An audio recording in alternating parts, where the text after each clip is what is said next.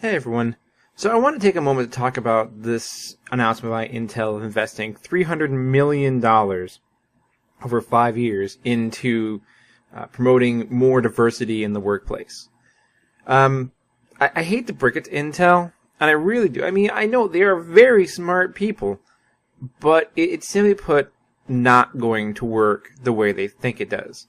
Now, honestly, I think this is more PR stunt and a way to kneecap the financial gains of some of their staff than actual progress. Because keep in mind that what they're trying to do is not something that's new. It's not something that's innovative. It's not something that hasn't been tried before, unless you've never heard of affirmative action.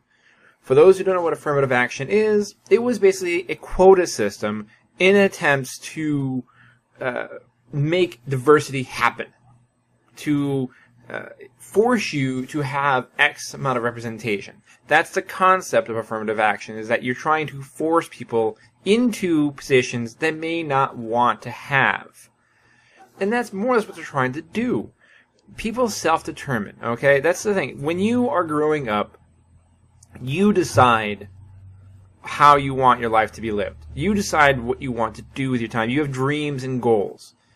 Now, if they're trying to go ahead and hire in enough people to have equal staff in 5 years, first of all, you're talking most 4-year degrees, that you're going to need, means they have only 1 year to find people that are fresh out of college to replace tenured staff. Let's face it, that's not going to happen. So I can see a continuing commitment to encourage education in the tech field, but really the one thing about tech is it's always been a meritocracy. It's always been a meritocracy. If you're good at your job and you do well at your job, you succeed at your job.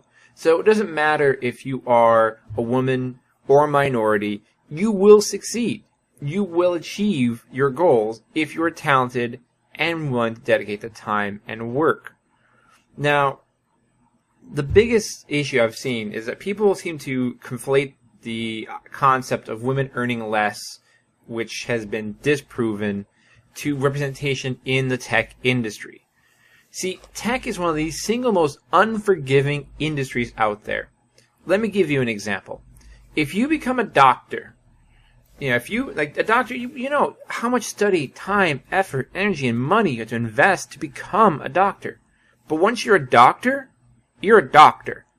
You've learned the majority of whatever your field is going to be for the rest of your career, and most likely the rest of your natural life. When you go into IT, today, right now, the baseline is a certain level of education. Tomorrow, it could be something completely different. Tomorrow could be an entirely new landscape. Take a look right now. We're coming into Windows 10. That's an entirely new operating system. Yes, there's going to be some rollover of technologies. There's going to be some rollover of ideas and concepts. But that's going to be a whole new environment to deal with. And in a few more years, there'll probably be Windows 12. Or, for that matter, I work right now in telecom. I can tell you that right now we're switching over from the old large hardwired rooms of circuitry to computer routing and switching. I mean, these are huge advancements, and they're just going to keep changing. So one of the biggest problems with, for example, just women, for example, in tech, is that means you are not going to have children. Period. That is a hard choice. You are just not going to have a family. That's it. Until you're a high-end manager who can take the time off, and even then, you're not taking the time off, and I'll explain in a minute, you're going to have to sacrifice something crucial in your life. And more these days, people are finding that they can do what they love, their passion. They can take their passion and turn it into a way of making money. You have people that live almost entirely off the grid as far as an actual job. You have them making items and selling them on, say, like eBay or Etsy and whatnot. You have people that are selling their services online to go out and do things. You're having people that have other ways of making money. They're finding other industries that are less crowded. They're finding other industries that are their passion projects. You know, I've seen more female entrepreneurs than I have seen male entrepreneurs succeed, because they are driven to break the mold and get out of the system more so than a man who's willing to put his nose to the grindstone for a thankless job that they might lose tomorrow. And that's really the concept, is that IT is a volatile industry. It is not something that is secure. It is not something that is guaranteed to you. It is not something where the money is. Yeah, you'll make a lot of money, but tomorrow your job might be gone. They might just close things out. Fact is, we just went through a whole bunch of layoffs. Why? Because the company didn't hit the bottom line. And that's the truth of it. When the company doesn't hit the bottom line, you're the first to go. You're the first out the door. So, you have to understand that you now are talking about having to work in an industry where you always have to constantly update your skills, where at any point in time, you could lose your job for nothing more than missing a target on a piece of paper. Not that you're not doing your job well, you could just lose it because, they're going to move to another country or another state where the taxes are better. I've had that happen. I had that happen when I worked at Dell. Money started going downhill. Guess what? Out goes the old employees. We're just going to go ahead and cut this entire center and just close it down. That's what happens. And remember when I said earlier about, thinking you're going to take time off to have a family? Last night, my boss, who's supposed to leave at 5 p.m., stayed till I almost left at midnight. Why? Something was broken and he needed to be there to supervise it. And he's not getting any extra money. He's salaried. So that's his life. His life is that he is not sure when he's going to wind up sitting in the office for the next 8 hours for nothing more than just monitoring something because he has to, because it's too important to go home. That's the IT industry in a nutshell. It is a thankless job. There is very little future in it. And there is very little actual desire to stay in it half the time.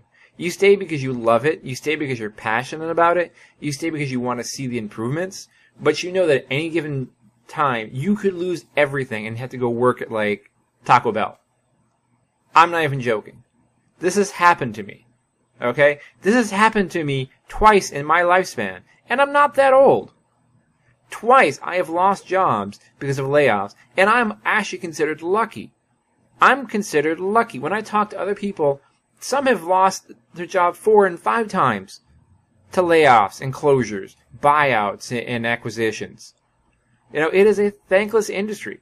And I'm sorry, but women are frankly smart to stay out of it. If they can find some other way of making money that they control and that they own themselves, that's goddamn smart, and I wish I was half as smart as that to do that.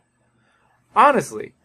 But I'm not saying that I wouldn't want to see more diversity. I'm saying that these are the challenges that they actually have to overcome. These are the problems. These are what Intel's $300 million has to resolve, and it's not going to be resolved.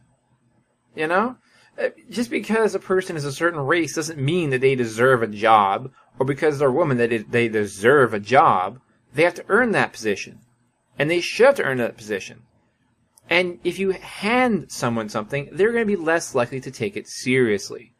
That's the problem with what happened with affirmative action. You had people that knew they were going to get hired if they went into a certain field because there was a vacancy there for that race or that sex. And so they didn't study as hard. They didn't work as hard. They went into it because there was going to be money there. And I have a great story for this. My brother used to work for a major rent-to-own place. Now, he was a manager, so he had to hire staff. And he had 2 candidates that came to him. One was black, one was white.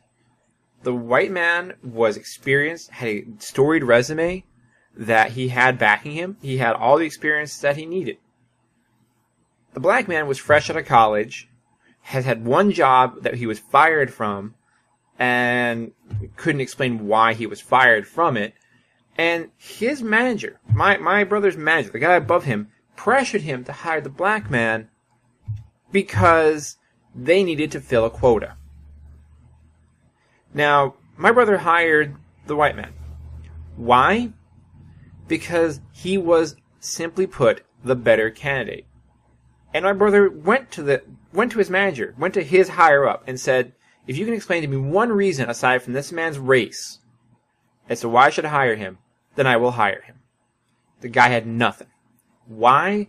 Because affirmative action and plans like that simply don't work. They don't work because you're not hiring the best candidates, so you're actually kneecapping your own company. You want to hire the best candidates regardless of race, creed, color, religion, anything. You do not want to hire a bad candidate simply so you have X number of people in the office. Now, as I said, you can't just pander to people and give them things. So if Intel was going to say, we're going to invest $300 million over the next 10 years in scholarships and funds to encourage more women to explore the IT industry, bravo. I'd say bravo. Because that makes more sense to me.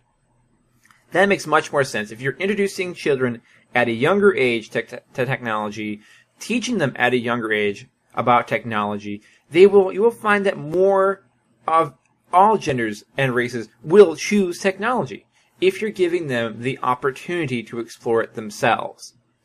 But this whole PR business of, I'm going to hire equal staff by 2020, so in 5 years from now, you're going to have equal amounts of men and women in your company, you're not going to find that many candidates. Why? Look at college enrollments. Unless you completely consume all the female staff from every company and pull them into Intel to, make it even, which I mean, again, I don't know how many people Intel employs, so maybe they can do it. Maybe they can actually, if they employ few enough people, they can find enough talented, educated, competent female and racially diverse people to have equal representation. Maybe they can do it. Are you actually doing it for the benefit of your company or for the PR of your company? You see, you should not be giving people an opportunity simply because they are of a race or a color you need. That makes no sense. IT is a merit-based industry. It's a merit-based industry just like every industry should be. You should be able to perform your job better than the other people that were going for it. If you can do that, then you have every right to be in the industry. If you cannot do that, then you should not be in the industry. And I'm not saying women cannot excel in the industry. I'm saying that women have chosen over the years, and you can look at studies for this. I'm not just talking out my ass. You can look for studies for this. Women have chosen careers where they feel more emotionally fulfilled than financially rewarded. They're choosing careers that they want to enjoy their life with. And honestly, to be perfectly blunt, I applaud them for that. Like I said, I'm in the IT industry. I'm in the IT industry because I love computing. I love learning about it. I love working in it. But it is a shit industry. It is a shit industry. I am not going to lie to you. I'm not trying to dissuade you from going into it, but it's a shit industry. You need to understand that you are a number on a spreadsheet for somebody. You are a number on a spreadsheet for somebody, and you have exactly zero value at the end of the day. I have heard so many stories at my work of people that have screwed up one time. One time they've screwed up, but because the script was so big, they were fired. On the spot. Done. Why? Because there is no forgiveness for making mistakes in IT. There's none. If you are the securities expert for a major business that gets hit with a hack and you have millions of users' information out there, guess what? You're fired. You're done. Pack your desk. You're done. You're not going to get a second chance at it. Don't even think you're going to. And hell, even if you're great at your job, even if you're wonderful at your job, even if you are, like, at one point in time, I worked for JDS. I worked for JDS Uniface. I was in the manufacturing section, and I was producing the same amount of people that had been there tenured. Okay? That had been there for years. I lost my job right alongside them when they closed the plant. Why? because they moved the production elsewhere, because they shut down the production arms, and they basically got rid of us. That's the realities, people. That's the reality. The reality is this place is very volatile. The reality is that this is not a great industry to be in. It is unforgiving as fuck. And honestly, if you want to be in this, you better be in this for the love of it, because you gotta love it. This is quickly becoming the teaching profession of the new millennia. I'm serious. You have to go into this for the love. Yeah, you can make a lot of money, but you better be banking that and putting some away, because you don't know when tomorrow you're going to come into work and find, oh, guess what? We're doing layoffs today, and pack your desk. You're done. And it's not like there's tons of IT jobs out there. You're seeing these companies consolidate. You're seeing these companies consolidate down where there's only a few major arms out there that are hiring. Let's face it, there's a lot of people that are looking for jobs, and you're seeing fewer and fewer places being able to hire, because there's fewer and fewer places that actually exist. And you're seeing these greedy CEOs, which is kind of funny watching, Brian up there on the stage. It's like, how much do you make, buddy? How much money do you make? How much do your investors take home because of the decisions about cutting back and whatnot? And yeah, you're going to give us $300 million back, which, it's not bad. Let's just see what Intel's bottom line is. Intel profits 2014. Let's just do this. Intel profits 2014, because I'm just curious. What did they make last year? Oh yeah, they only made, $52.7 billion. They only made, that much. I mean, so they're taking 0.3 of that and reinvesting it to make diversity. To me, this is a PR move. This is a great PR move. That's why feminist frequency is up there. That's why IGDA, I think, is actually, people just don't know how bad it's become and how marginalized it really is in the industry. How it's kind of seen as a joke by the industry at this point. But it's more of a PR move. It's more of a PR move, and it's more of a move to stop your employees from making money. Because we get these countless initiatives like this all the time. Where you're supposed to, where your performance is your money's tied to the performance of a certain thing, and it's an unachievable goal intentionally, so that way they can pay you less and make more money. So that's where I'm seeing this being. It's going to be one of those things. It's just not an achievable goal. They're just not. Even if there's enough women and minorities in the field, you're going to be stretching. You're going to be stretching for it. If they're already a minority in the industry, you have to understand, 5 years is not a lot of time to turn things around. Most college degrees are 4 years. So that means you have 1 year to turn things around, really. I would applaud. Like I said, I would applaud. And I did applaud when they were saying they were going to give money for kids to learn more about tech. Because that's really, if you want to improve the future, if you want to see more diversity where we just don't care about race, creed, color, religion, and whatnot, the children are where you need to start with, because it's not going to happen in your lifetime or in the lifetimes of the people that are currently in the industry. It's going to be those kids, those 5, 6, 7, 8, 9, 10-year-olds. They are the future of the world. They're the ones you need to introduce tech to. If you want to see more diversity, they're the ones you need to go to and say, here is technology. Here is the opportunity for you to become something in the industry. Here is what you need. That's what you need to start with. Not this big dramatic, in 5 years we're going to have diversity. It's not realistic. That's why I was only given a few minutes at the end of the keynote. I scrubbed through the entire video expecting to have this big discussion on it, and it was a few minutes at the end of the keynote. Why? Because even Intel knows that this is nothing but PR.